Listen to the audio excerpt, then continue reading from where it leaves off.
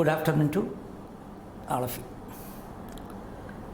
In continuation with the last class, last time, in the Kerala economy, the role played by health, education, and so also the women empowerment program of Kerala. All this we have already discussed. And we know there is a current topic with respect to the Kerala economy. Because of this COVID-19 and the resulting lockdown, there was a drastic reduction in the aggregate economic activities of the country, as everybody knows. National income decreased, employment opportunities decreased, and there was many problems in connection with the lockdown. So, Government of India have declared economic packages for the revival of the economy. For the revival of the economy from the downtrend and to meet with the recession, government have introduced packages, economic packages for the revival and boosting of the economy. And that program is generally known as Atmanirbhar Bharat Abhiyan. Atmanirbhar Bharat Abhiyan, Self-Reliant India Mission. Self-Reliant India Mission, a package program introduced by the Finance Minister in order to come out of the recession tendency due to the lockdown because of the COVID-19. So we should see what are the programs. What are the programs included in the Atmanirbhar Bharat Abhiyan? And we know this is a campaign. This is a campaign launched by Government of India with a total 20 lakh crores of rupees. It's a program, package program, consisting of a total rupees 20 lakh crores. Stimulus package. Stimulus package consisting of 20 lakh crores of rupees. And we may know that it was introduced during April-May 2020. This year, 2020 April-May period in 5 different stages, packages. In 5 different packages, this program for the stimulation of the Indian economy introduced by Government of India. And this amount, 20 lakh crores of rupee, is equivalent to 10% of the GDP. Equivalent to 10% of the GDP, 20 lakh crores of rupees have been introduced through these packages in 5 different stages. And we know that mainly the packages, all these 5 packages mainly is focused on land, labor, liquidity, middle class section of the population, cottage industry, MSME, as well as the lower weaker section of the population. And we know that one of the most important problems that we face is lack of liquidity. Money supply, income was not sufficiently available at the disposal of the people to purchase goods and services from the market due to the lockdown, due to the unemployment created by the lockdown. Liquidity of the economy was drastically reduced during this period. So, of course, what should be the stimulus? Create liquidity in the economy. How can we create liquidity? By pumping more money into the economy. So by different methods it is to pump more money in the economy and create liquidity and thereby boost up the economy. That was the most important objective of all these packages introduced by the finance minister. So it is concerned with what? It is concerned with the mainly liquidity creation, focusing on land, labor, middle class section of the population, and even the lower, weaker section of the population, cottage industry, MSME, and all. These are the target for the liquidity creation in the economy mentioned through the five installments. In 5 installments, it has been introduced. Supply chain reforms to agriculture. Supply chain reforms to agriculture was also another characteristic feature of the package.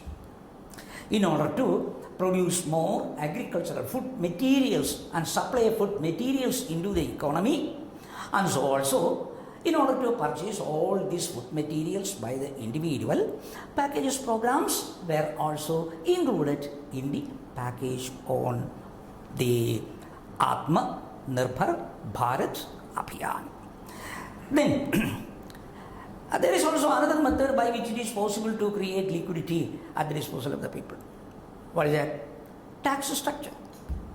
If there is a variation in the tax structure of the economy, especially when we say income tax structure, in order to make available more liquid cash with the disposal of the people, a tax structure reform was also necessary, which was also included in the system. That means in order to rationalize this tax structure and to create more liquid cash at the disposal of the individual so as to boost more demand for commodities in the economy, a tax structure refinement was also taken in the package program.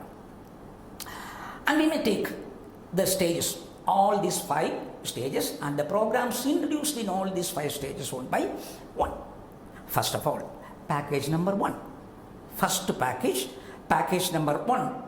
The package number 1 was mainly targeting MSME, micro, small, medium enterprises, because that is one of the most important method by which we can create more demand for the commodity, production can be created, and so MSME was one of the most important targeted area in the first packages.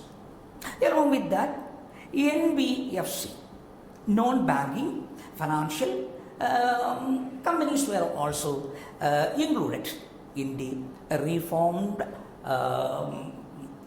of the first package.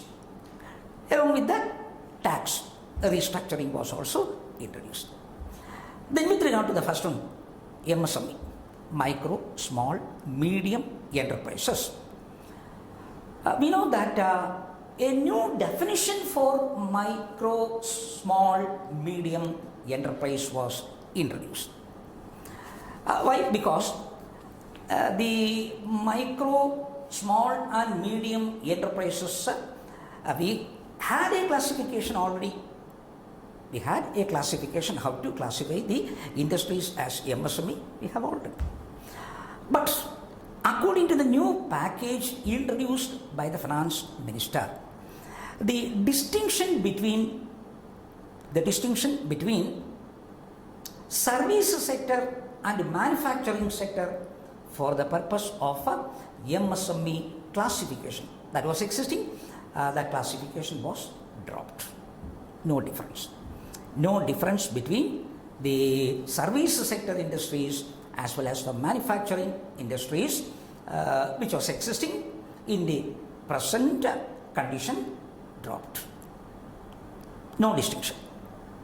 With regard to the conditions for classifying an industry as micro, small and medium, no such a difference is now treated. For example, in the case of the micro enterprises, industries not exceeding rupees 1 crore worth of investment. 1 crore worth of investment, less than 1 crore worth of investment, and rupees 5 crores turnover income. 5 crores rupees worth of turnover and investment not exceeding 1 crore rupee, both in the service sector as well as the manufacturing sector, are now considered as micro enterprises. The earlier existing system was dropped, and instead of that, the new system without any difference between the micro enterprises as well as the manufacturing enterprises. We say that all those industries with an investment not exceeding 1 crore of rupees and an annual turnover not exceeding 5 crores of rupees, whether it is a service sector or a manufacturing sector, can be considered as a micro enterprises in the present context according to this package. Then, secondly, you see that investment up to rupees 10 crores. Investment up to rupees 10 crores. Investment expenditures up to rupees 10 crores and a turnover, annual turnover up to rupees 50 crores. 50 crores of rupees, both in the service sector as well as the manufacturing sector, is classified as small enterprises. So for a small enterprises, investment up to rupees 10 crores. Investment up to rupees 10 crores as well as the annual turnover up to rupees 50 crores of rupees, classified as the second category, small enterprises. Similarly, the third one, investment expenditures up to rupees 50 crores. Up to rupees 50 crores investment expenditures and annual turnover up to rupees 250 crores of rupees. Up to rupees 250 crores rupees, we may say annual turnover. And with regard to investment, not exceeding 50 crores of rupees, both in the service sector as well as the manufacturing sector, included as the medium term or medium sector enterprises. That is a new definition. So, first of all, you know that the new definition, no distinction between the service sector and the manufacturing sector. We consider both investment expenditure as well as the annual turnover as a criterion for the classification. But remember that investment less than rupees, investment less than rupees 1 crore. But annual turnover up to rupees 5 crores of rupees, micro enterprises in both the service sector as well as the manufacturing sector. Exceeding 10 crores of rupees investment and not exceeding investment up to rupees 10 crores of rupees and turnover up to rupees 50 crores of rupees, second category. That is small scale. So also investment up to 50 crores of rupees and annual turnover up to rupees 250 crores. Last, that is the medium sector industry. That is one of the features with respect to the new classification introduced in the package. Then, with regard to the MSME itself, another provision that is introduced is that collateral-free 4-year tenure loan, collateral-free 4-year tenure loan amounting to 3 lakh crores of rupees have been sanctioned. What is that? Collateral-free tenure loans. That means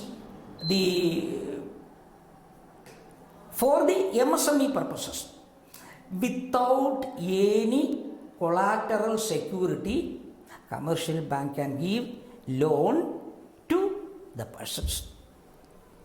Collateral free 4-year loans are maximum 4-year period without any security, without any backing.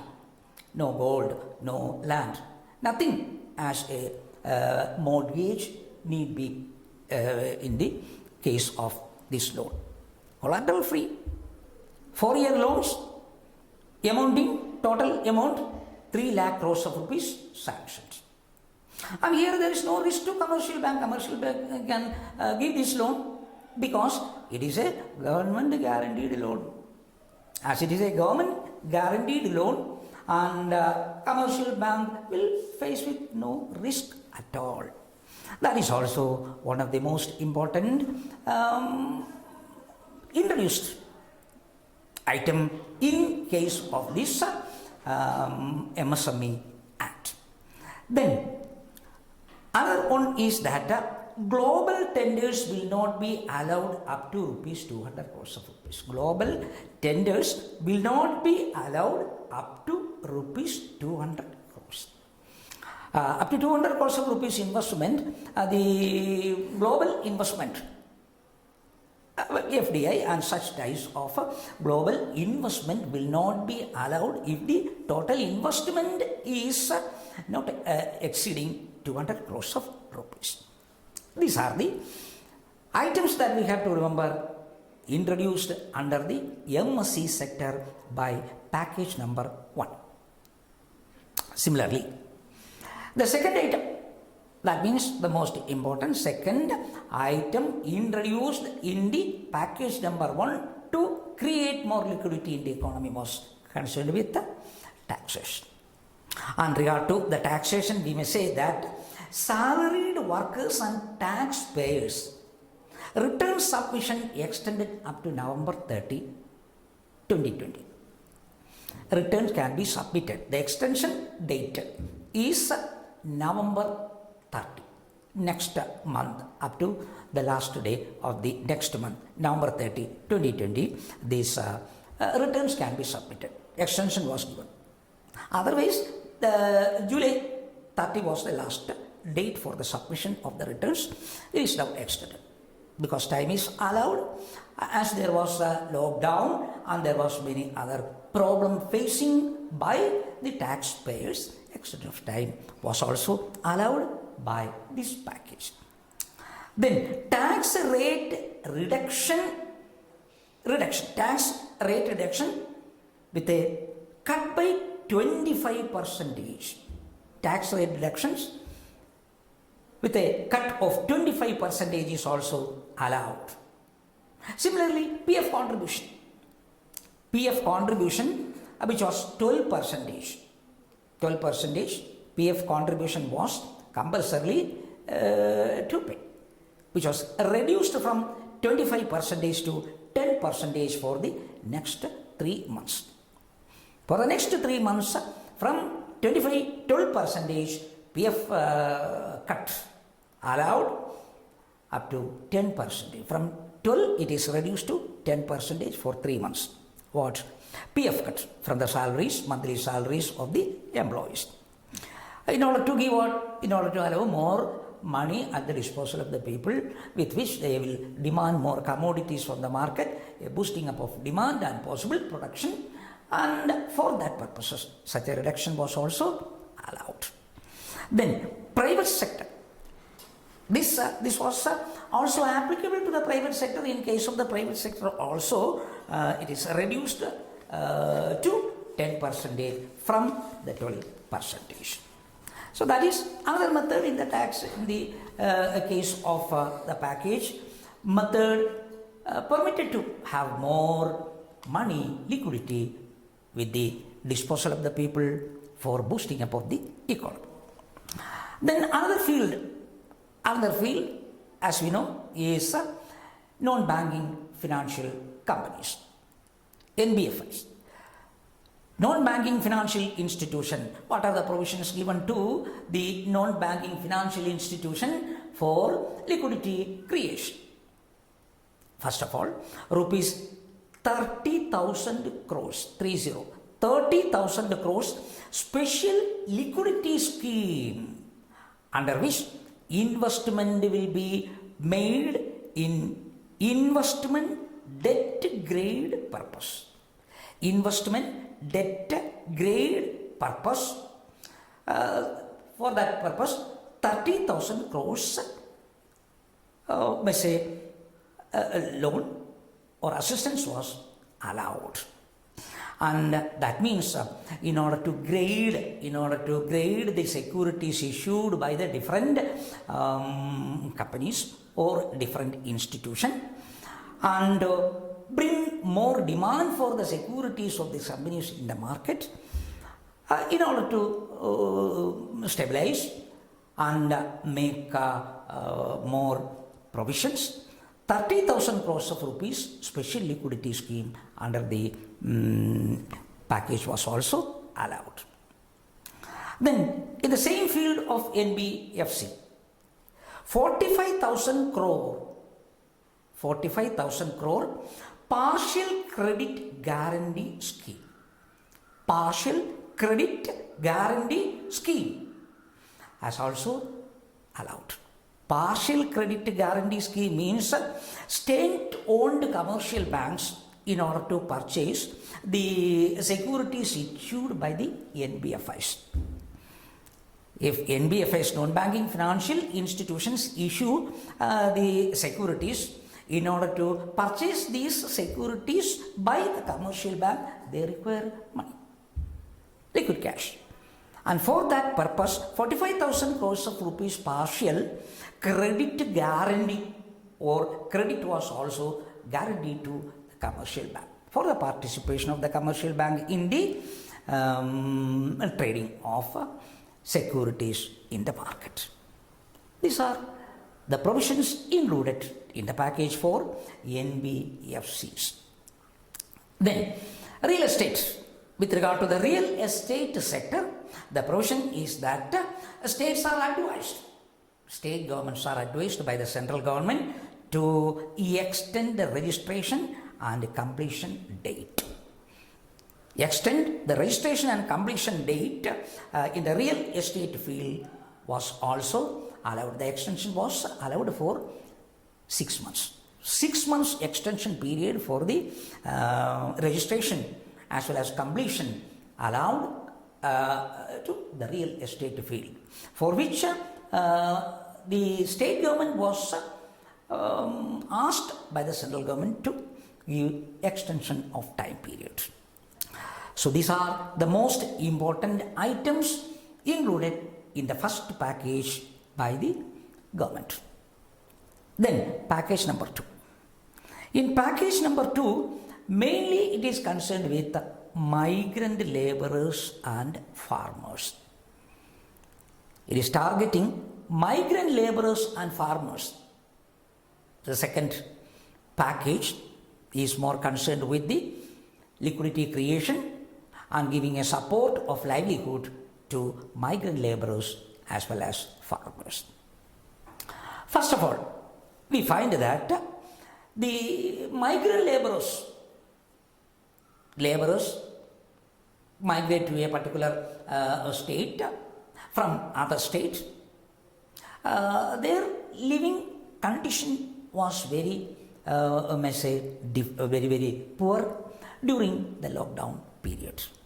And so, all those migrant laborers who are not covered by the PDS ration provision will get, according to this package scheme, 5 kilogram grains per person. One person, 5 kilogram of grains is allowed. Ration is allowed, free of cost. And so also 1 kilogram of chana. 1 kilogram chana per family per month. The other one, 5 kilogram of grains per person and 1 kilogram of chana per family per month for the next 2 months allowed. In the case of the migrant laborers as they were suffering during this lockdown period, a support was necessary in the form of providing them with food grain supply. They were having no job during this period, no income, and in order to get more food facilities, this was allowed to the migrant laborers. Then, secondly, affordable rental housing. Affordable rental housing for the same migrant laborers under the Pradhan Mantri Awas Yojana is allowed to this category of persons. That is affordable rental housing facility to these migrant laborers are necessary, and under the Pradhan Mantri Awas Yojana it was also allowed at a fair rental provision, housing facilities permitted. Then interest subvention worth rupees 1,500 crore for Mudra Shishu loans. Under the Mudra Shishu loans, under the Mudra scheme, we know that loans are given by way of Shishu scheme, Kishore scheme, and Tarun scheme. And in case of the Shishu scheme, interest subvention reduction at a reduced rate of interest 1,500 crores of rupee allowed for payment of loans under the Shishu scheme of Mudra Yojana. Mudra Yojana Shishu scheme, interest subvention total 1,500 crores of rupee is allowed. Then rupees 6,000 crore to boost employment to Adivasis and tribal communities. For the employment creation of Adivasis as well as the tribal communities, 6,000 crores of rupees allowed in the provision package number 2. Again, thirdly, credit to street vendors also permitted. Street vendors. Credit facilities to the street vendors. That is up to 5,000 crores of rupees allowed to this purpose. Giving loan facilities to the street vendors, unorganized sector, and having no other means of livelihood during the period of lockdown were suffering, since there was no market, there was no sale for the commodities, and so the street vendors require a support for which 5,000 crores of rupees have been included in the package. Then agricultural loan. Farmers are also a targeted group in the second package. So agricultural loan of rupees 86,000 crores of rupees for agricultural purpose at a concessional rate of interest, at a very lower concessional rate of interest, loan facilities to provide to the farmers. A total 86,000 crores of rupees have been included in the budget, in the provision. Then startup beginners. For financial support to the startup beginners, 11,000 crores of rupees permitted. 11,000 crores of rupees is allowed for the startup to start their business for the livelihood. So these are the items included in the second package, package number 2. Now coming over to package number 3, third package. Package number 3, agricultural infrastructure facilities. For the purpose of agricultural infrastructure, what are the provisions in the third package is mainly concerned with the agricultural infrastructure facilities. Mainly, the purpose is to give more infrastructural facilities for agricultural sector. First of all, 1 lakh crores of agricultural cooperative sector allowed for startup loan purpose. 1 lakh crore. Rupees 1 lakh crore allowed for the agricultural cooperative society for the loan purposes of startup. And that amount shall be used by the person for infrastructure facilities in the agricultural sector. For increasing infrastructure, providing with the infrastructure facilities in the agricultural sector, startups will get loan from the cooperative sector for which 1 crore rupee, 1 lakh crore rupee included in the package. Secondly, rupees 10,000 crore, 10,000 crore for the micro food enterprises, formulation of micro food enterprises, 10,000 crores of rupees is allowed. Then thirdly, for Matsya Sambadan Yojana, Matsya Sambadan Yojana, fisheries purpose, rupees 20,000 crore allowed for loan facilities to fishermen for the purpose of Matsya Sambad.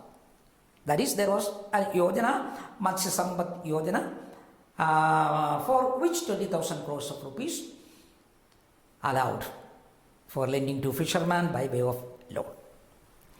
Then rupees 13,000 crore, 13,000 crores, that is for the vaccination purposes of cattle, for the cattle vaccination purpose, 100% complete vaccination purpose of all cattle, 13,000 crores of rupees included in the package. Again, another one, 15,000 crores for animal husbandry. Animal husbandry purpose also, 15,000 crores of rupees, especially for what? Animal husbandry purpose infrastructure facilities to provide. To provide infrastructure facilities to animal husbandry, 15,000 crores of rupees is permitted. Then 4,000 crores of rupees for herbal cultivation. Herbal cultivation, 4,000 crores of rupees. Again, 500 crores of rupees beekeeping, honeybee, beekeeping initiative for starting, and for this beekeeping purposes, 500 crores of rupees allowed in the package. Then rupees 195 crores for deregulation of essential commodities like cereal, edible oil, etc. Deregulation, for the purpose of deregulation, relaxation, control, relaxation, etc. The essential commodity like say cereals, edible oil, etc. For the purpose of deregulation, 195 crores of rupees have been included in the package under 3. Then package number 4, similar to all these 1, 2 and 3, package number 4 is also concerned with a particular sector. More significant target in the 4th package was defense and industrial reforms. Defense. For the purpose of defense as well as industrial purpose, package number 4 has been introduced. Then in the defense sector, for what purpose that amount allowed? Number 1, banned import of certain weapons. Banned, stop importation of certain implements, or may say certain defense items imported from the foreign countries, banned. Importation of certain weapons is banned. That is one important, we may say, feature of the 4th package. Then in the 4th package, FDI limit, foreign direct investment, FDI limit under the automatic route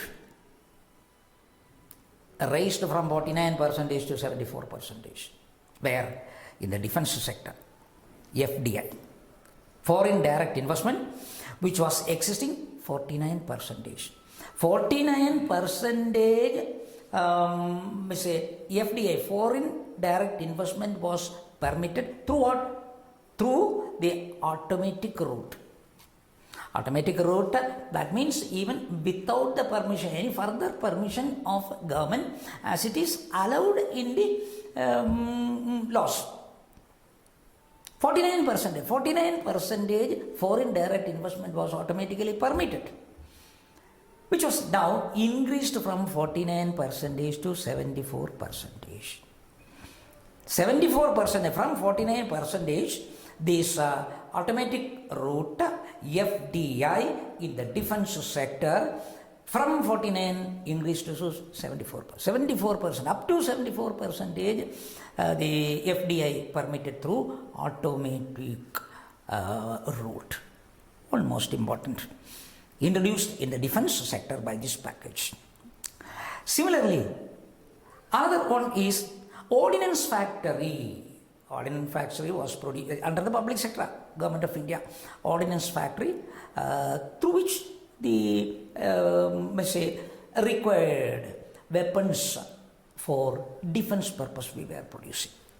Completely under the public sector.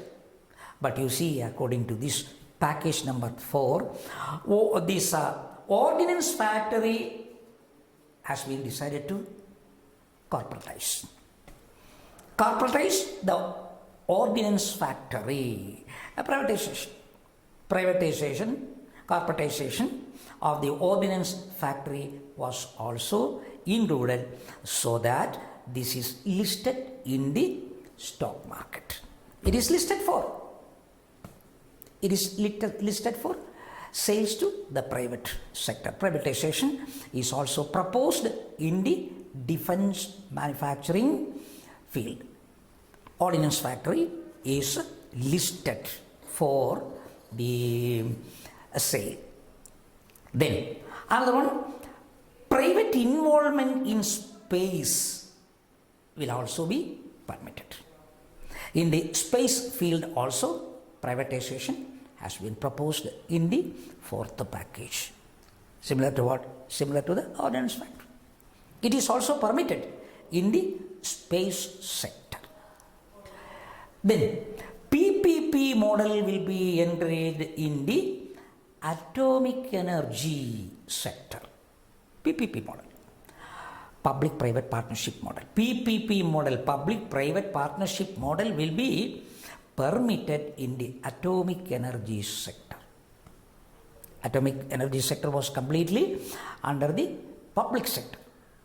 It is also proposed for PPP model in the package.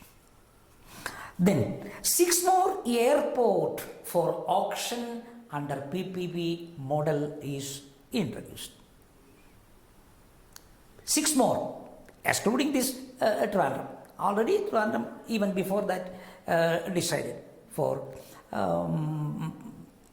privatization. But here 6 more airport will be put in auction under PPP model declared in the 4th package. So 4th package is concerned with the most sensitive activities like defense sector, then we may say space sector, then atomic energy sector. These are the most important field in 4th package. Now the last 5th package. Package number 5 is concerned with the creation of employment and ease of doing business. Ease of doing business and employment creation, the most important targets in the 5th package. So what are the provisions allowed in the 5th package for the purpose of employment creation as well as the ease of doing business? Environment, creating a good environment for the investors for doing their business. Ease of doing business, what are the environmental provisions? What are the favorable things required for boosting up the business provisions in the country? For that, some provisions are included in the 5th package. First of all, you see that 40,000 crores, 40,000 crores of rupees allocated for MNREG program. MNREG, Mahatma Gandhi National Rural Employment Guarantee Program. It is one of the most important, we may say, the poverty alleviation program, existing poverty alleviation program. Employment opportunity, a large number of especially women got employment opportunity through this MNREGP provision. And in that field, you see 4,000 crores of rupees have been permitted for boosting up the employment opportunity of the workers under the MNREG Act. MNREG provision, 40,000 crores of rupees permitted. Then health and other primary institutions as well as the health sector, for the purpose of the health structure, institution, and for the wellness of these persons, increased expenditure was also proposed in the scheme, increasing provision for the well-being, especially of the health sector provisions included. Then setting up of infection disease hospital blocks, separately a hospital blocks for the purpose of what? Infection disease hospital will be set up in all the districts throughout India. All the districts, provisions will be made for the setting up of the infection disease hospitals, separate infection disease hospital in all the districts are proposed to establish to control and give more provision for controlling the diseases, especially communicable diseases, to stop. Setting up of the infection disease hospital proposed in the 5th package. Then implementation of National Digital Health Mission. Starting of National Digital Health Mission. Digitalization of the health sector. Health sector also more advanced technology we have to introduce. For that, digitalization is also introduced as a suggested program.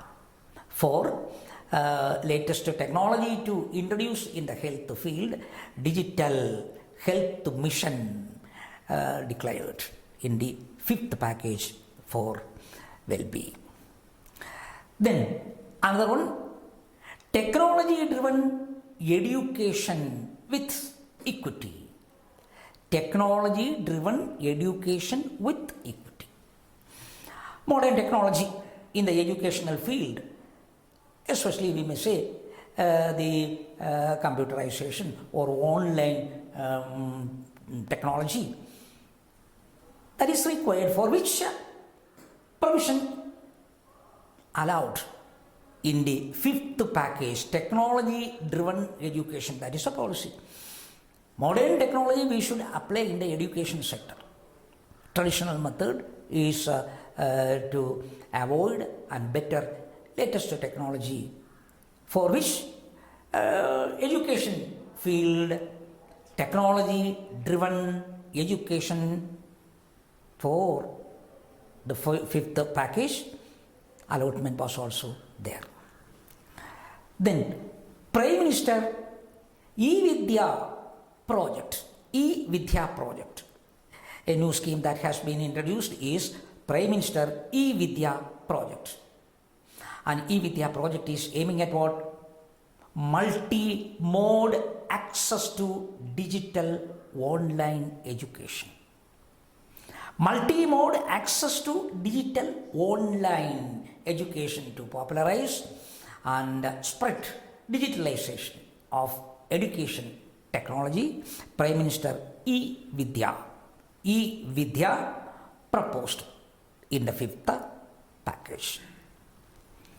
So also Diksha for school education project, another scheme suggested in the 5th package itself. Then it is also proposed in the same 5th package that one TV channel each for standard 1 to 12.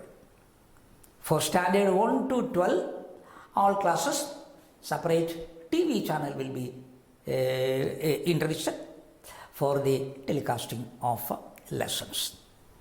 That also another suggestion or another program included in the education package of the 5th one. Then,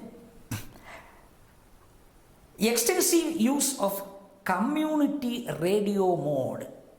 Extensive use of community radio mode, another provision in the 5th package. There are also programs suggested for virtually impaired and hearing impaired persons. That is, hearing impaired as well as the blind persons. New technology, teaching technology, for which provision included. Special provisions are included in the 5th package for education purposes and for the better living standard to this hearing impaired as well as the virtually impaired person. Some programs included. Then lastly, we also find that Swayamprabha DTH. Swayamprabha DTH channel to those who have no internet facility. Those persons or weaker section of the students having no internet facility, in order to provide them such a facility, the Swayamprabha DTH channels. That also item included in the 5th package. So these are all the suggested packages in 5 stages introduced by the finance minister to boost up the economy from the downtrend due to COVID-19 and the lockdown. So that is also in all taken together is known as what? This is in all taken together what is known as the Atma Nirbhar Bharat Abhiyan, self-reliant India to establish self-reliant India mission package that is announced by Government of India. So that is another topic in connection with the 9th chapter. Along with the 9th chapter, in connection with that 9th chapter, that is also a topic to be included. Then there is also one more introduced in the 9th chapter. In the 9th chapter, there is one more topic that is included. That is Kerala State Planning Board. Kerala State Planning Board with a special reference to decentralization of the economy. But this is concerned with the Kerala economy. It is concerned with the Kerala economy. One topic that is included in the 9th chapter is Kerala State Planning Board. With regard to the Kerala State Planning Board, we may say that it is an advisory board. It is an advisory board established in the year 1967 with the Chief Minister as the chairman and a non-official vice chairman.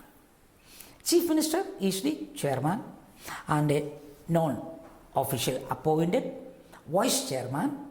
In the year 1967, the planning board, Kerala State Planning Board, was established in India, in Kerala. And mainly, it is meant for what? This organization is mainly meant for assisting the 5-year plan and introducing policy measures to improve the Kerala economy. In connection with, we may say, the formulation of policy measures and to execute the policy measures in the economy and organization was necessary. Not only for the formulation of policies, economic development packages, similar to the packages, may say, policy measures are necessary to the state to the economic development of the region. And that is the duty of the Planning Commission to formulate such policy measures, what things are necessary, in what place, what project is suitable, to find out such types of formula policies suitable for a particular region. It is the responsibility of the planning board. Not only that, a simple, say a project or a scheme is not sufficient. Execution of that project is also equally important. And so, formulation of policy measures for the regional improvement of the state, and so also for the execution of the project. For the execution of the project, a body, an advisory body we have established only for the purpose of the state. Kerala, state of Kerala, with Chief Minister as the chairman and an appointed vice chairman. Organization started in 1967. Then the main duty, let's say the function, the responsibility of this body is to make an assessment of the resources. Make an assessment of the resources. You know, what are the things available in Kerala?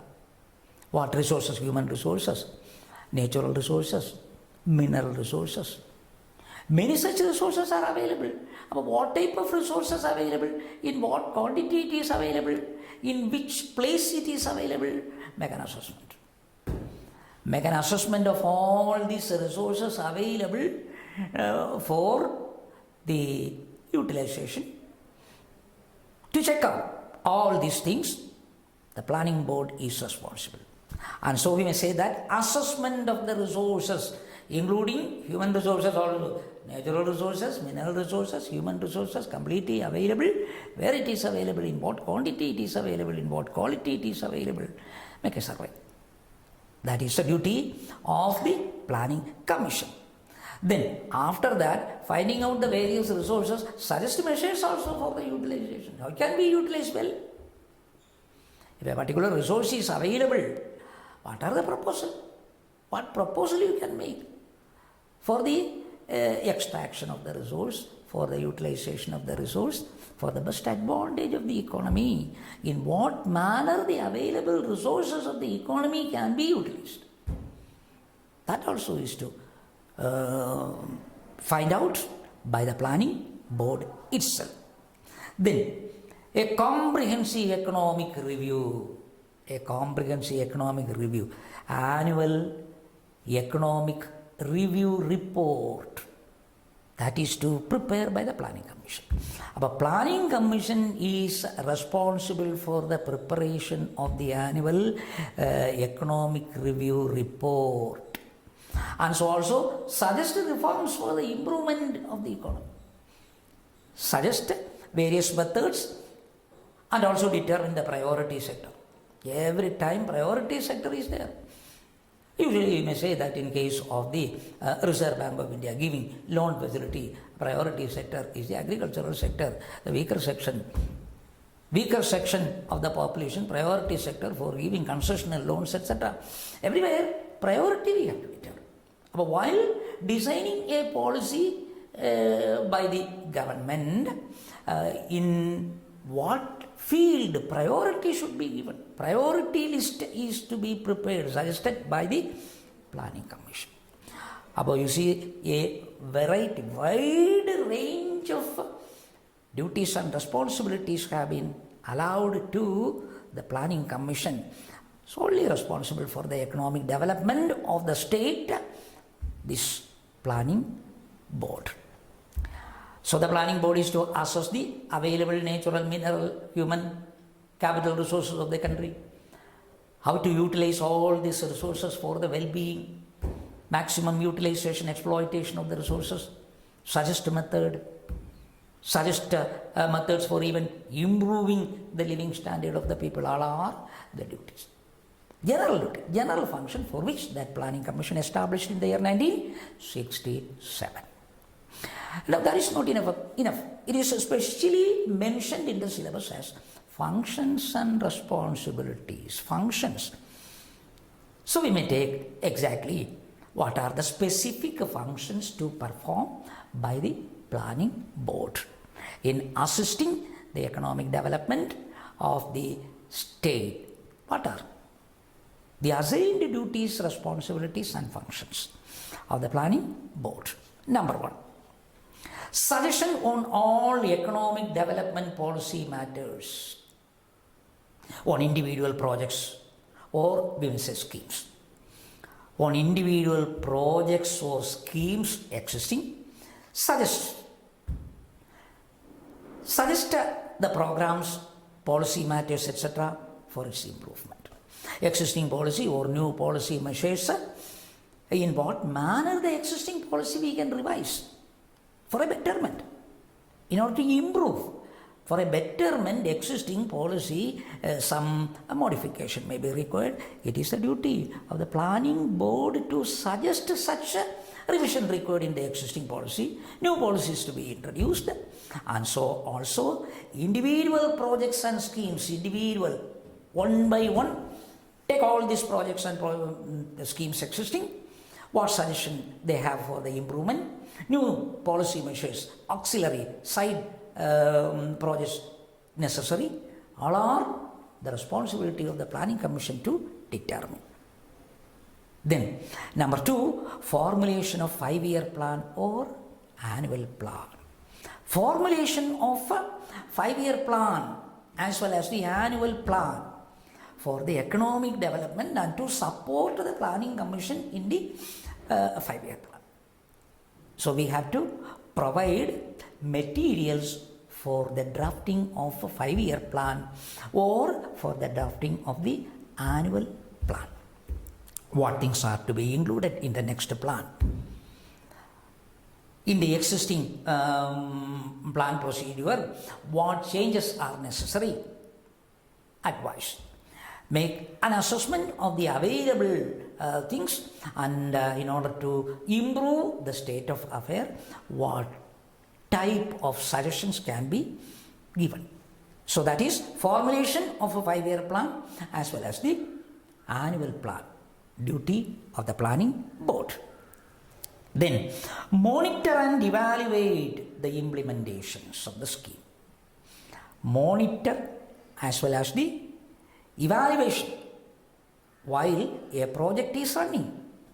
While the project is running, evaluation, appraisal, critical appraisal, stage by stage, middle term appraisal, or once in every quarterly period an appraisal of the existing project and scheme is necessary.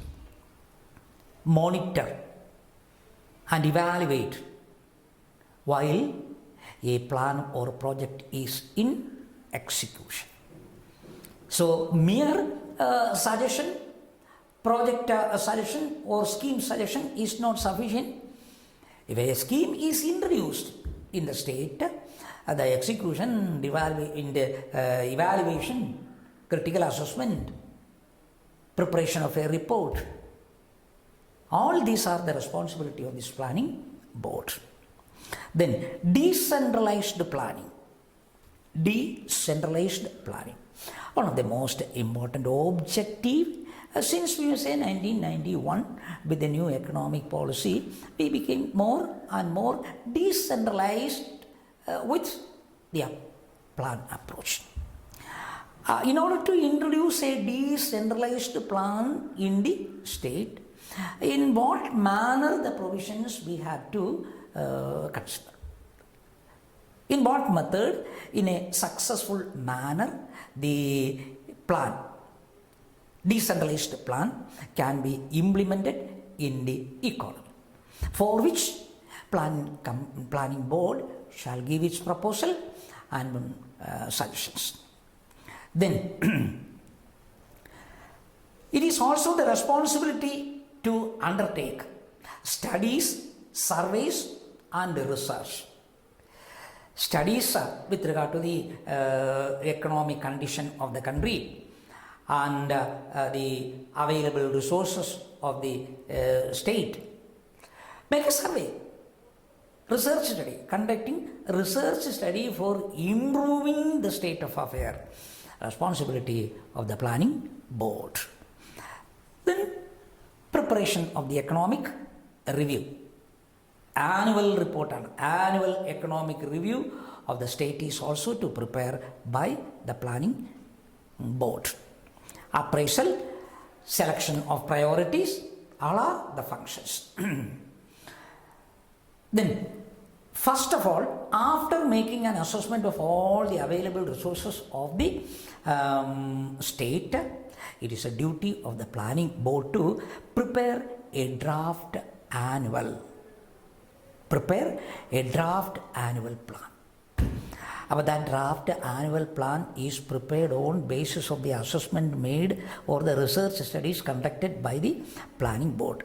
After that, place this blueprint before the cabinet for taking a decision. They by themselves cannot execute all this. They are only responsible for making a draft, and the draft is to approve by the cabinet. And therefore, after finalization of the draft on discussion within the planning board, it is sent to government for approval of the cabinet, wherein the various aspects of these provisions included is discussed and a final decision will be taken by the cabinet. And the cabinet will return to this planning board. Planning board is also responsible for making discussion with this provision with the planning commission, central for Niti Aayog. They have to discuss the matter with the central planning authority, either the planning commission or the Niti Aayog, with which they have to discuss and finalize. So these are the course of action required on the part of the planning commission while annual plan is put into operation. And you see that all these duties cannot be done with a small section within the planning board. We have 8 sections. There are 8 different sections to perform all these functions. Well defined functions are allowed to different sections, department, and there are 8 such departments working for the preparation, for the discussion, for the finalization, and for the execution, supervision, etc. There are 8 sections in the planning board. What are the 8 sections? 1. Plan, coordination, division. One is plan, coordination, division. Number 2, agricultural division. Another section is agricultural division. 4th one, social service division. Social service division, industrial and infrastructure division. Number 5, industrial and infrastructure division. Number 6, decentralized planning division. Decentralized planning division. Number 7, perspective plan division. Long run. Perspective plan division. Responsible for preparation of the long-term strategy. Perspective plan division is separately working within the planning board. And again, the 8th division is information and technology division. So the board is consisting of 8 separate departments. The board is consisting of 8 separate departments such as plan coordination division, agricultural division, evaluation division, social service division, industrial and infrastructure division, Decentralized Planning Division, Perspective Plan Division, Information and Technology Division. These are the most important sections under the planning board, responsible for the preparation, execution, supervision, and review report preparation. All are done by the concerned department. According to the duty assigned to this department, they have to prepare and do their performance. Now, another most important one in connection with the planning board is that decentralized planning. It is also given as a separate topic in 9th chapter. In the 9th chapter, a separate topic is given under the title Decentralized Planning. Now, what do you mean by decentralized planning? We know that centralized as well as decentralized, whether it is in the planning field or in any organization, whatever it may be, in all the organization can be formulated either in this centralized or in decentralized manner. It is too applicable in case of the planning also. So we may say that there are two types of planning mode, economic planning mode, two types of planning methodology or planning mode. One is centralized and the other is decentralized structure. Centralization means powers and decision are made by apex central organization.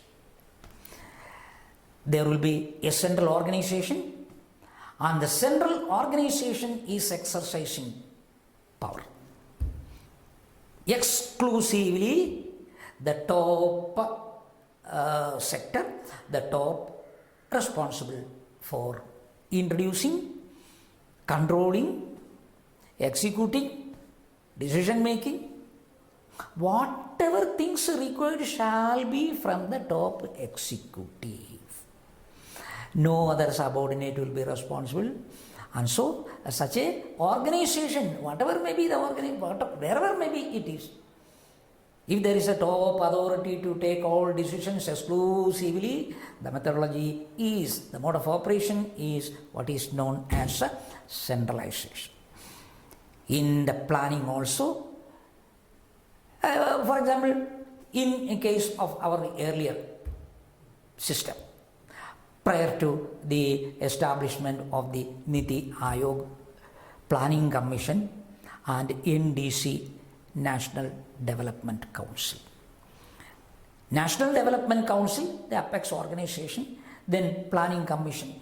These two bodies, almost all decisions were taken by this Planning Commission, NDC, etc. regulation or controlling. Everything was exercised by the top authority. Centralized planning was existing in India earlier. Authority means a top central authority taking decision, management, execution, whatever is necessary is done by a concentrated power. Such a method was adopted in India also in the early stages of planning in India. While 5-year plans were introduced, that was the technology. All powers are concentrated with the apex body now. All powers are concentrated with the apex body in the centralized type of pattern. Decentralization, on the other hand, is dividing responsibilities, duties, powers are diversified. Diversification of powers.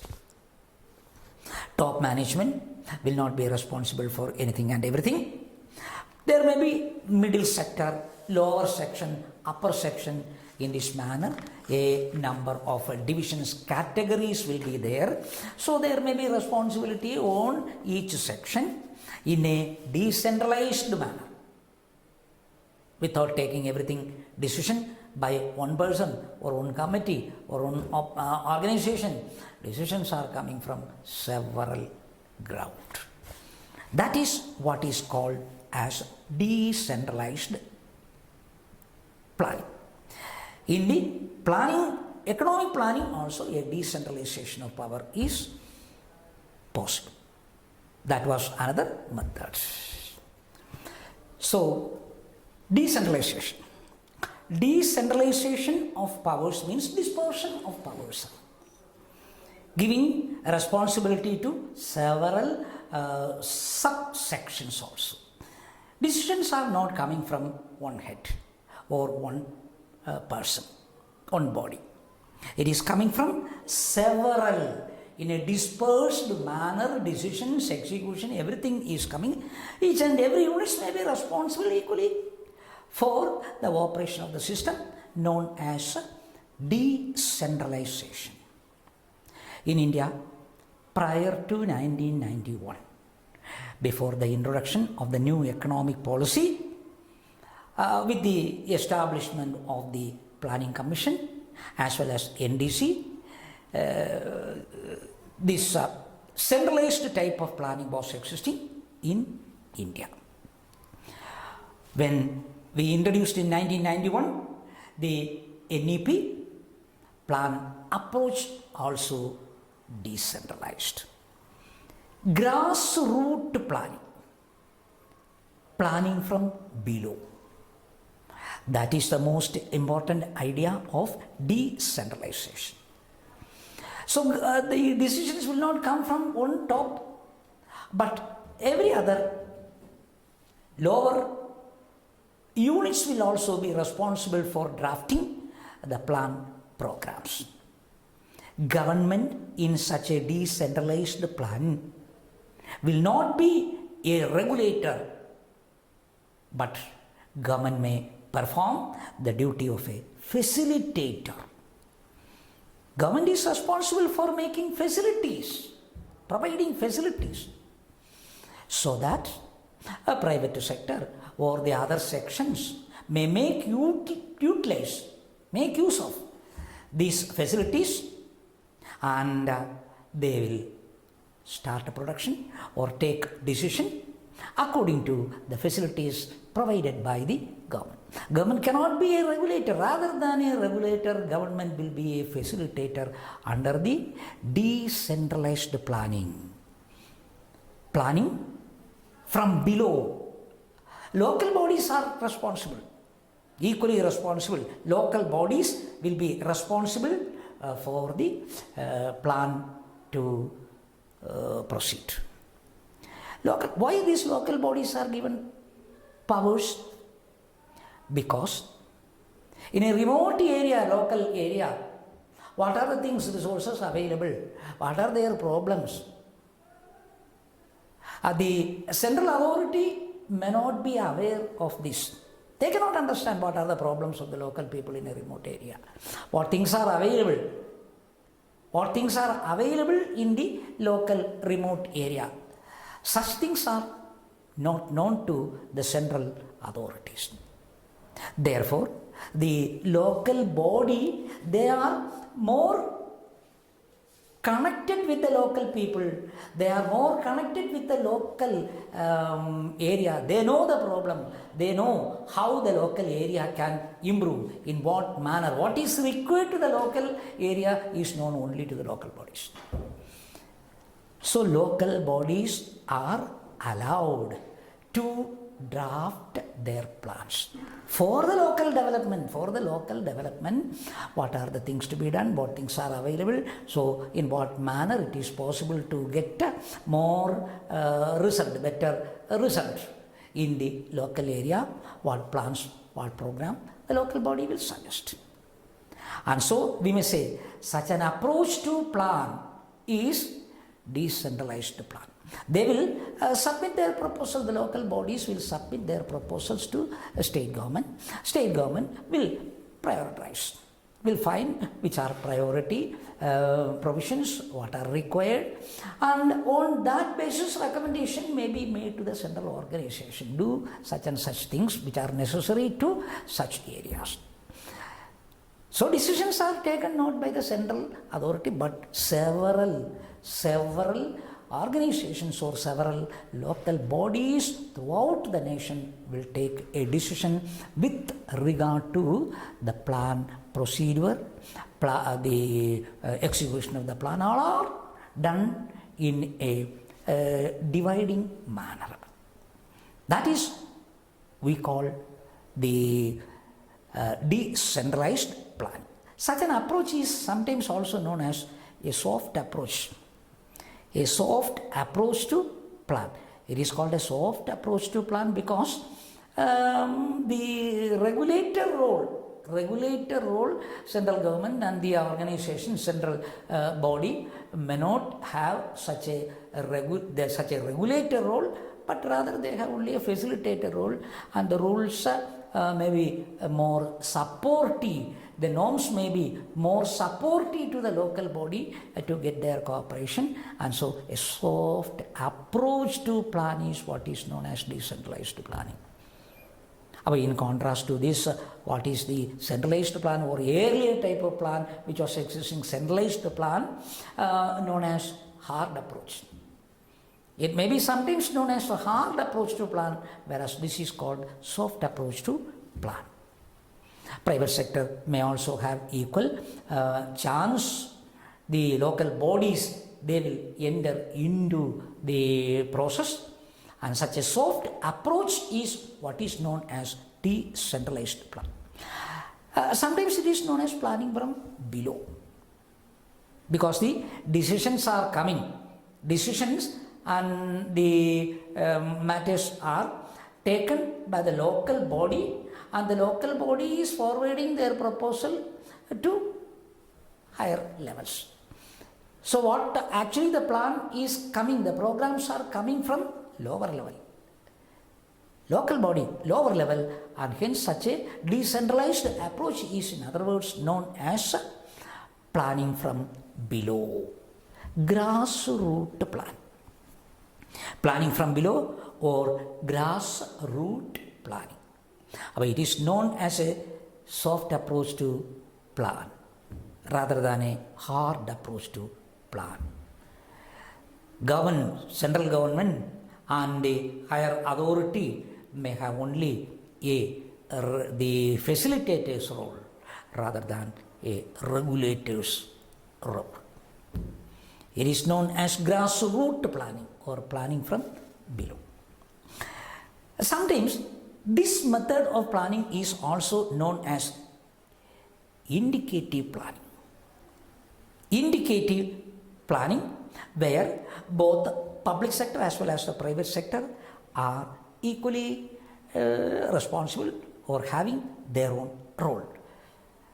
In contrast to the earlier one, the earlier plan known as imperative plan. Imperative plan. Centralized, strict regulated by the central authority, known as imperative plan, whereas a soft plan with more responsibility to the local bodies as well as the grassroots level of population, it is known as indicative plan. Our imperative plan as well as indicative plan. Indicative plan is a plan with the market mechanism or private sector doing its role also. There is a role to play for the private sector, and both the private sector as well as the public sector simultaneously existing, and the market-oriented economy, privatization or market-oriented economy, free market mechanism economy. What planning is introduced is known as indicative planning. Indicative planning is a planning introduced in the background of a market-oriented economy. Market-oriented economy where planning is introduced, known as indicative planning, which is equivalent to the grassroots planning, or we may say planning from below or decentralized plan. In case of India, People's plan approach we have introduced in 1996, especially in case of Kerala. People plan launched in August 1996, ensuring people participation starting from the preparation of the plan onwards in all the stages, in all the different stages, starting from the preparation of the plan itself, we find people participation, wholehearted support of the general public, and their participation is involved. So that Kerala introduced a decentralized planning, and the methodology approach adopted in Kerala for such a decentralized planning was appreciated globally. Not only the involvement of the local body alone, but we find Kerala adopted a big bang approach. Big bang approach with the people participation in every stage of plan, starting from the formulation of the plan onwards. Starting from the formulation of the plan onwards, in all the stages we find the people involvement, they are given due respect in the formulation as well as execution, in the administration. People in one way or other they are participating, and hence we may say there is a speciality, a special nature of the Kerala economy with a decentralized planning with more participation, cooperation, involvement of the general public. In other states or in other places, such an involvement and support from the general public may not be seen. So though they have also some decentralized approach in planning, in our case we find this decentralized planning is with the cooperation and involvement of the local people. They know better the local area. They are men living in the area, so they know what they want, what they are lacking or what they have, what are their requirements. They know better. They know better than the person who are away, far away. And such a formulation of a decentralized plan in Kerala has its own reputation. This is a formula-based, non-discriminatory and equitable manner the resource allocation are made. So in case of Kerala, the speciality is that formula-based in a particular method, the resource allocation, financial resource allocation, without any discrimination, in an indiscriminate manner. There is no such a discrimination is found in the resource allocation to different areas or different local bodies. Equitable treatment for the well-being of each and everyone. All areas are equally treated in the resource allocation. So for a balanced growth of the entire state without any difference in the status, development, etc., plan resources are allocated in Kerala state, which is a speciality of decentralized plan in case of Kerala. Formula-based, non-discriminative as well as equitable manner, with the wholehearted support of the local people who are the men working in the local area. They know better the local problems, availability of resources. In a better manner, they can do everything in the local area. Such an approach is the speciality of the decentralized planning in Kerala.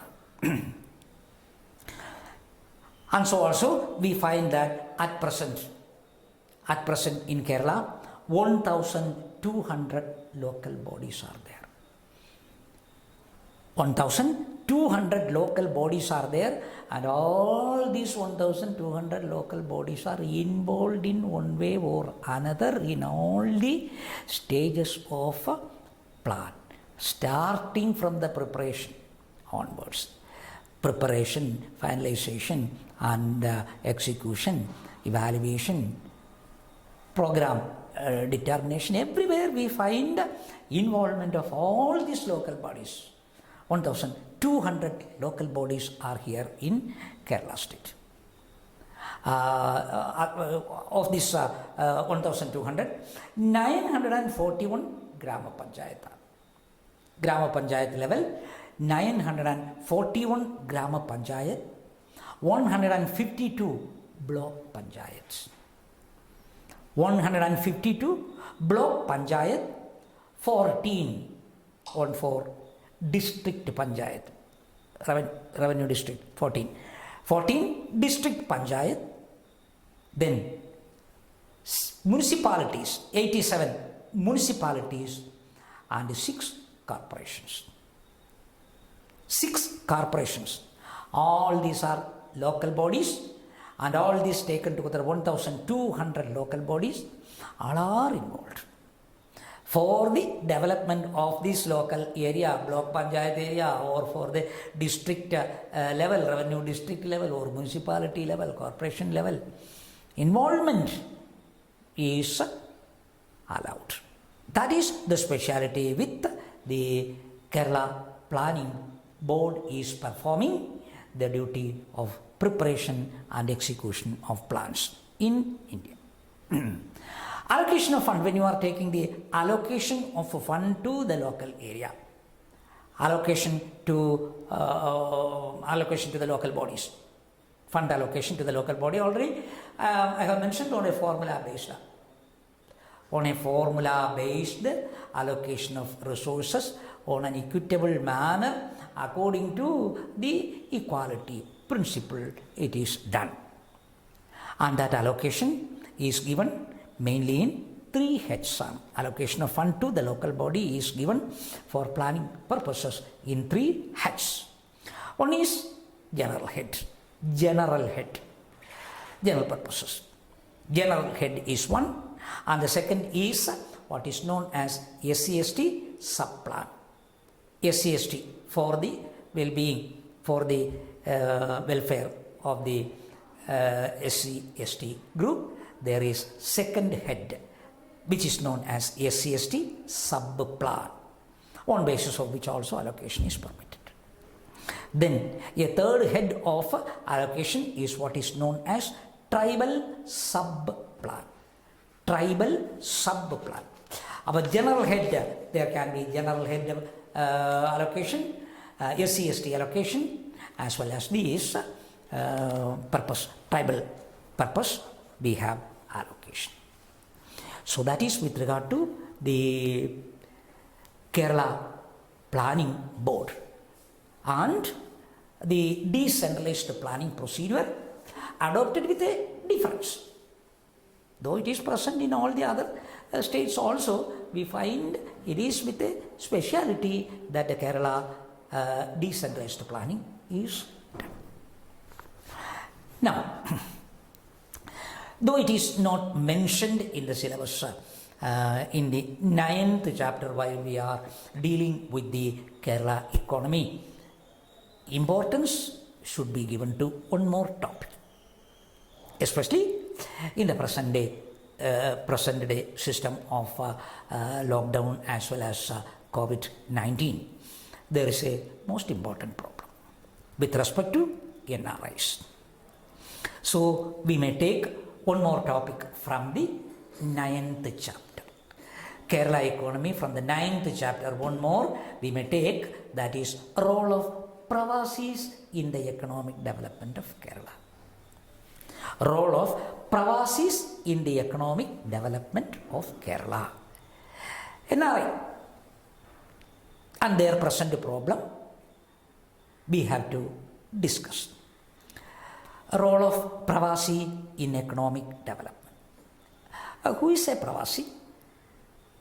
A Pravasi is, it is defined as, Pravasi is an expatriate or emigrant who lives away from their home or homeland.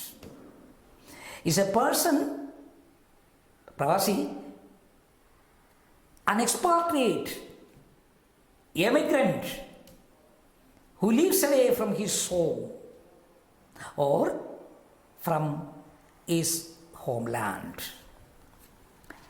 He is emigrating to some other country for his own livelihood, for earning a means of livelihood.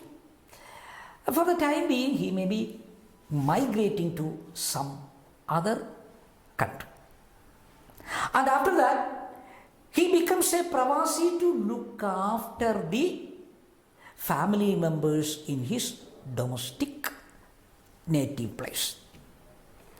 He is not just going out. He is responsible to look after the persons in his family. So as a Pravasi, as a person who is living abroad, is doing work there, earn income there, and a portion of the earnings send back to his native homeland. In that connection, we call him as a Pravasi. So he becomes, emigrant person becomes a Pravasi to look after his family. He is responsible, he is earning his income by doing some work outside, and a portion of his earning is sent back to his family, and so he becomes what is called a Pravasi. Then, such a group of person, Pravasis, are supposed to be, as far as Kerala is concerned, as supposed to be the backbone of the Kerala state. Backbone of the state, because their NRI income, non-resident Indians, their income is responsible for shaping the socio-economic condition, dimensions of the Kerala economy. That is, the condition, socio-economic dimensions of the Kerala economy is formulated. A role was played, or the role is being played by the Pravasis. They are supposed to be the backbone of the state. They are responsible for the shaping of the socio-economic dimensions as we see today. As we see today, the Kerala economy is having several qualities or several features. And they are responsible for such a socio-economic change outlook in the Kerala economy. So they are supposed to be the backbone. Large-scale migration of Malayalis. You see that large-scale migration of Malayalis and their remittance back to Kerala playing a significant role. They are playing a very significant role. A portion of their earning from abroad is sent back to Kerala. And so that the large-scale migration of these persons from Kerala and their remittance in Kerala, NRI income, a very, very important source of revenue and responsible for the present day socio-economic outlook as we see today in Kerala. Significant, very significant role. Kerala economic development is sometimes with the NRI deposits. For example, you know that these persons going as immigrants to Gulf or some other area. They are all Indians. They are natives. They are the natives here, and so nationals They are the nationals. So the contribution of these nationals from outside to Kerala or outside to India is what is known, what is a part of the national income of the country. Nationals' contribution. We are all nationals. Pravasis are also nationals. They are also Indians. And so their contribution from the rest of the world to India, especially large scale migrants from Kerala, contribution to Kerala constitute one of the most important portion of national income of the country. NRA deposit. Now, with regard to the NRA deposit, according to the data bank, total NRA deposit in Kerala, in 2019-20 is rupees 1,90,055 crores. 1,90,055 crores of rupees, the total deposit, NRA deposit, total deposit of the NRA from the rest of the world to Kerala during 2019-20, 1,90,055 crores of rupees. This amount in comparison to the previous year, 2018-19. In comparison to 2018-19, this figure is higher by 11.83%. 11.83%. 1,90,055 crores is 2019-20 end. That means March 2020. 31st March 2020 up to. That means at the time of starting our lockdown, corona period. Before starting that, this corona at its severe stage, March 31st, as on March 31st of 2019, the total NRA deposit to Kerala was 1,90,055 crores of rupees, which was in comparison to the earlier 1 year, 2018-19, 11.83% higher. Then, this deposit constitutes, NRA deposit, constitute 38.5% of the total deposits in the commercial banks.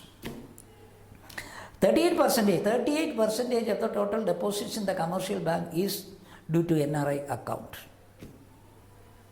NRI deposit is 38.5% of the total deposit. This data is given by the state level banking committee. The state level banking committee has reported that 38.5% of the total commercial bank deposits of Kerala is consisting of NRA deposit. It is NRA deposit 38.5%. But you see that how much quantity of money is flowing into the commercial bank from abroad, but all this money that is sent by Keralites. We people working as migrant laborers elsewhere, sending money to India, constitute 38% of the total deposit of the Kerala commercial bank deposits. Out of this, 1,02,095 crores of rupees. 1,02,095 crores of rupees are accumulated as NRA deposit by private banks, according to this report.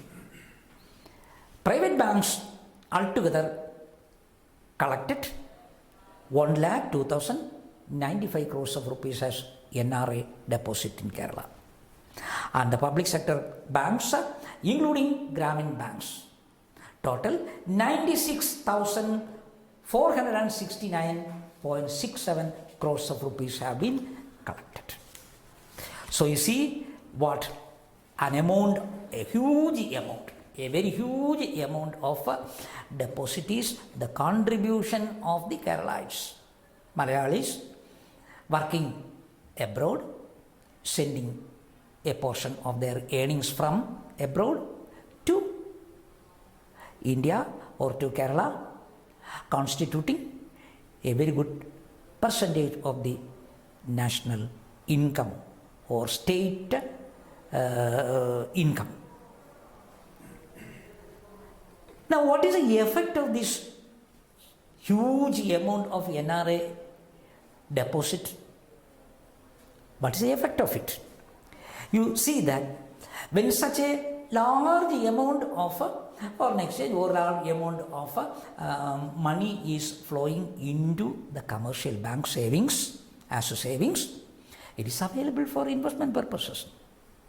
You can utilize well these resources, these financial resources, money, for the investment purposes. Investment will enhance the productive capacity of the economy. We can start different industries, increase the production, generate income, give more and more employment opportunities to the remaining persons here. But you see that it is a source of investable fund to Kerala. Very good. Large amount of investable fund is available from NRI account, which can be well utilized for the productive purposes, for creation of production and for the generation of income and employment. This amount can be utilized. Then, in case of Kerala, a good percentage, a very good percentage of this NRA income is seen utilized for real estate purposes, rather than using it for the productive purposes. Rather than using the amount for productive purposes, starting of an industry, investment, we find that they are doing the investment on real estate. Construction of huge residential houses. Construction of huge residential houses, mansions, hotels. In all this way, this money is used for the development of land, property. Landed property development we are using. It is not productively, if it is productively used for investment purposes, capital formation purposes, definitely generation of more income could have been possible. So that is one of the characteristic feature, that the very good amount is used for the purpose of real estate, construction, building construction. So as a result of which we see that when employment opportunity we are taking in Kerala, the employment opportunity is seen in the real estate, construction field. In the construction field, we find such types of employment opportunities are more, since we are using the money for construction of mansions, buildings, residential buildings, or for other purposes. Huge mansions are constructed with this deposit, rather than utilizing it for proper productive purposes. You know, one of the reasons for reduced poverty, also this migrant laborers, the chance of this, especially the labor class of persons, to do work in the Gulf area, going a large number of persons seeking employment elsewhere, unemployment problem we can reduce. They are sending a portion of their earnings to Kerala. It is used for poverty alleviation purposes, poverty reduction. In case of Kerala, we find, compared to other states, the poverty, the incidence of poverty is also comparatively lower. One of the reasons for NRI income. that immigrant laborers, their employment opportunity and their income and the sharing of their income with the homeland responsible for the poverty alleviation also. So not only that production increase or employment increase or income increase, we also find that the poverty alleviation also we could achieve because of the NRI and their role. Then another feature is that these NRIs are interested to give better education to their children. Education, one of the most important target. Many people sometimes go abroad for giving good education to their children. And so that Pravasi's aim is to spend a very good portion of their earning for the well education of their children and family members. As a result of which we see, even in case of these self-financing colleges, NRI quota for admission, NRI quota has also emerged, which led to good provisions. Education institutions started a large number of educational institutions. A large percentage of population could get a better education, and in that level it is also credited that the NRI income was responsible for the educational sector improvement in the Kerala state, a contribution of the NRI income. You see that the Kerala economy is flourishing. The development, the social welfare, the socio-economic condition of the people comparatively better. HDI, Human Development Index, is higher because of one of the reasons, the NRI income, which is a source of development, changes in the socio-economic condition, utilizing the NRI income. And in this respect, we also should see the role of NORCA routes.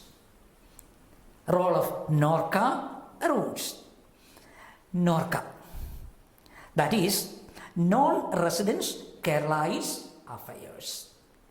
Non-Residents Keralais Affairs, in short, it is known as NORCA. NORCA established the NORCA routes in the year 2002. In the year 2002, the NORCA routes established. What is the most important objective of the NORCA routes? It is an interface between Kerala NRIs and Government of Kerala. It is an intermediary. It is an intermediary between our immigrants as well as the Kerala government. Because the persons working in that field, in abroad, they find many difficulties. There are many problems. There are many problems to face by these immigrants. And there are also sometimes when they come back, when they return, again there is a rehabilitation problem. Many other employment problem is also faced by the persons who are coming back from foreign countries, Gulf especially.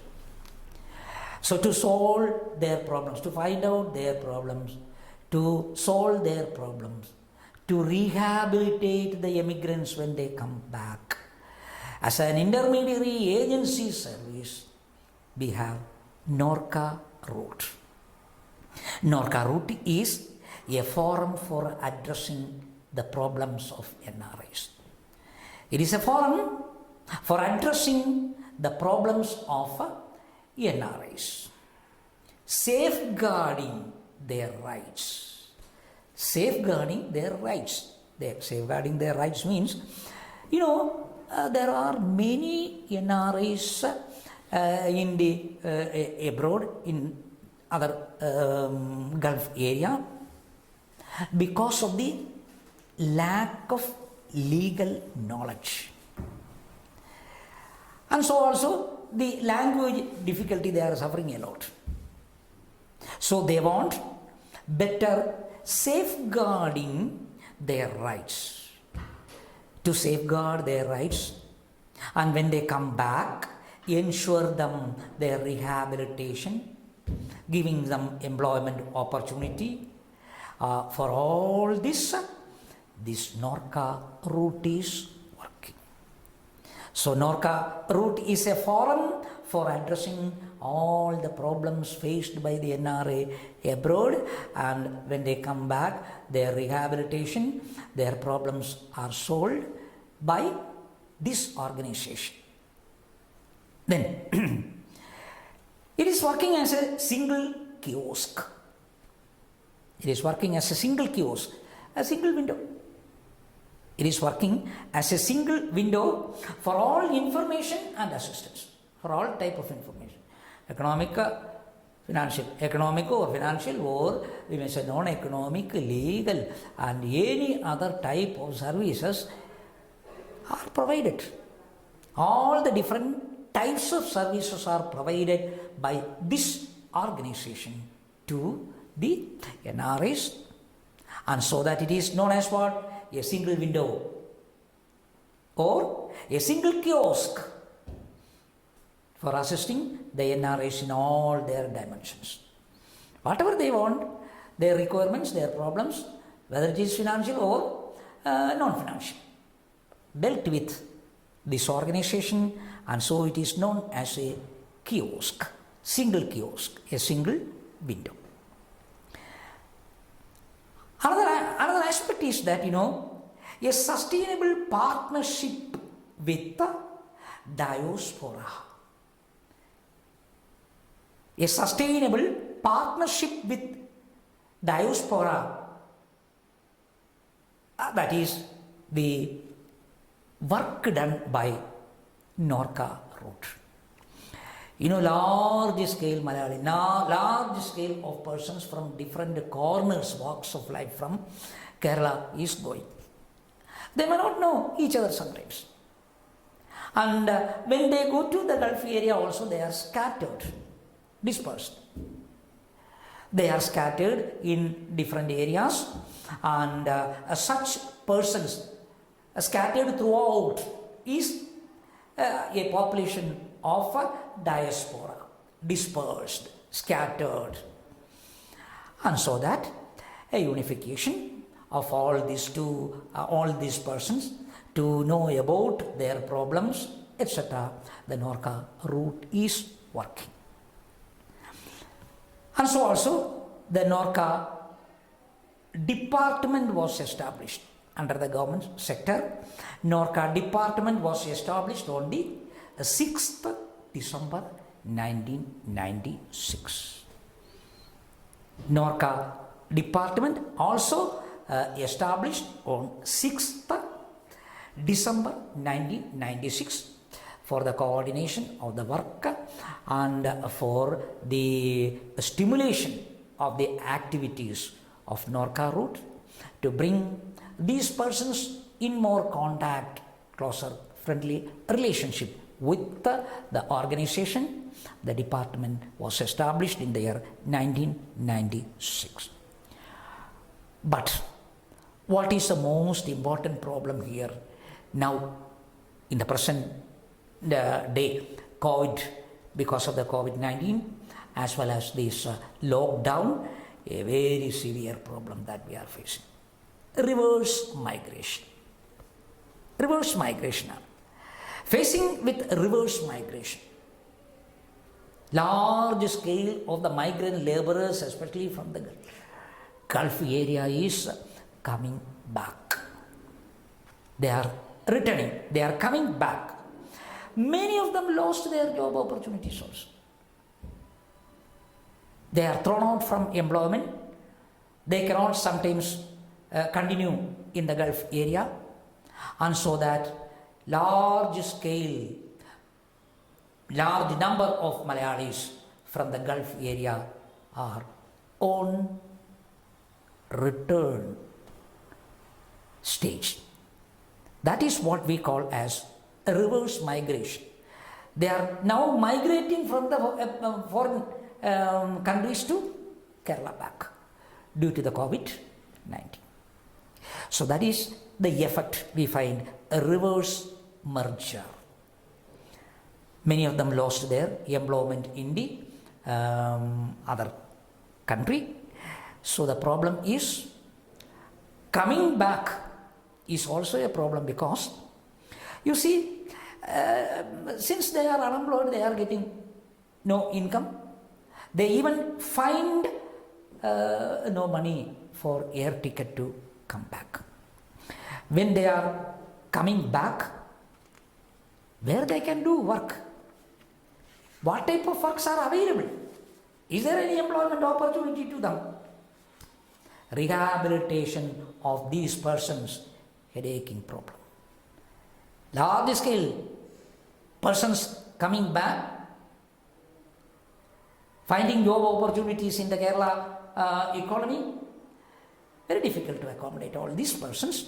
A severe problem that we are facing at present with the reverse migration due to COVID-19 and the resulting lockdown. So some most important decisions or programs have been chalked out by government for rehabilitation and helping the reverse migration persons. One such a program that has been recommended is what is called Santwanam scheme. This is distress relief scheme. Distress relief scheme.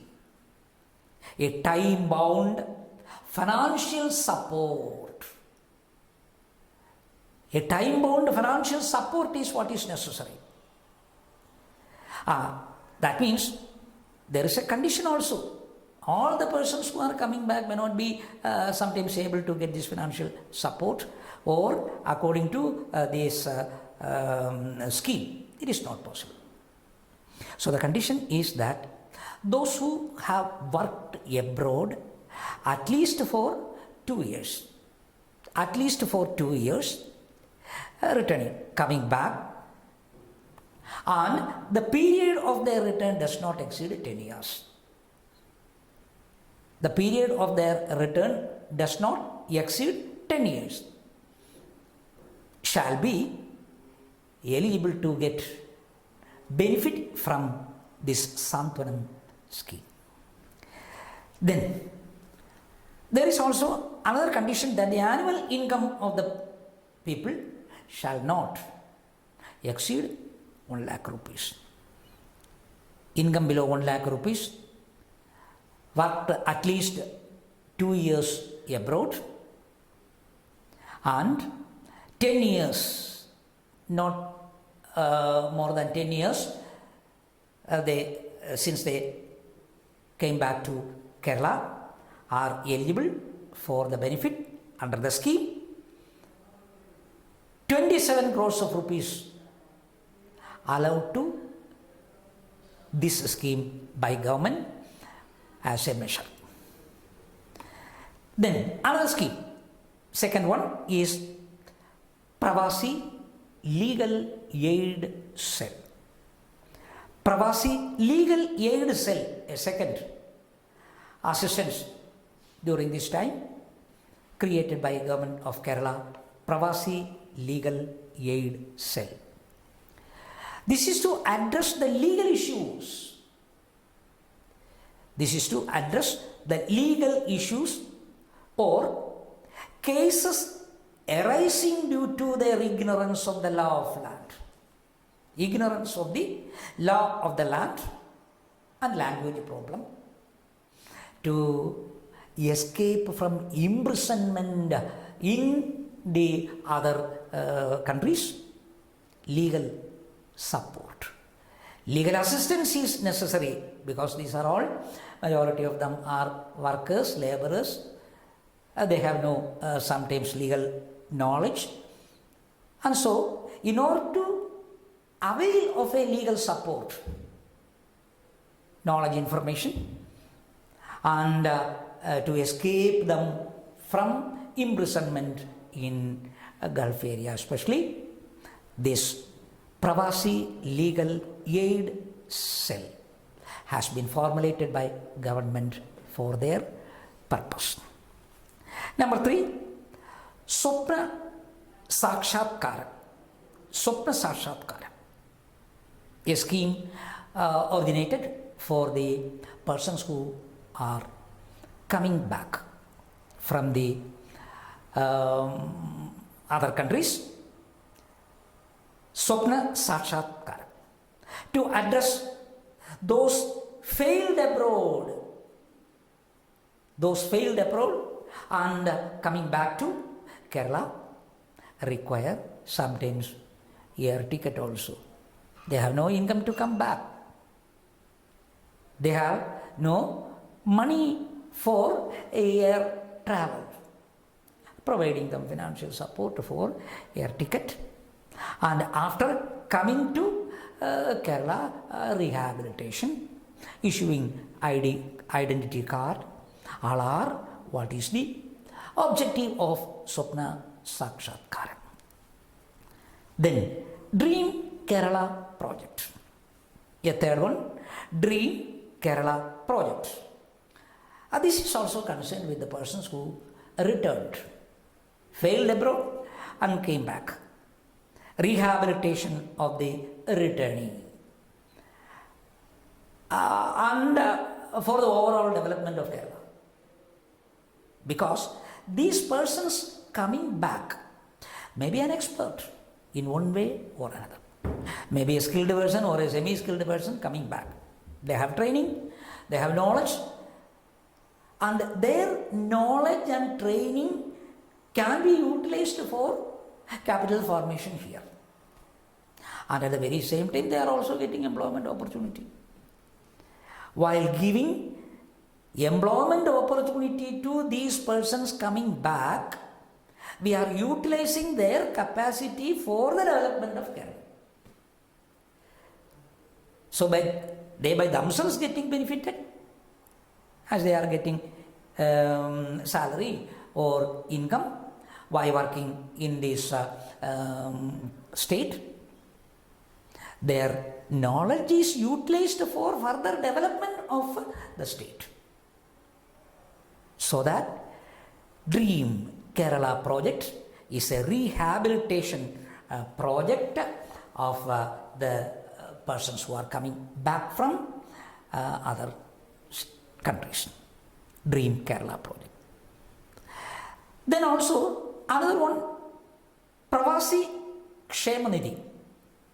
Pravasi Kshemanidhi, another one formulated by government of Kerala. This is a fund created for rehabilitation and for the support of the persons who are coming back from foreign countries. And to that fund, 9 crores of rupees have been allotted. 9 crores rupees fund created for the Pravasi Kshema Nidhi.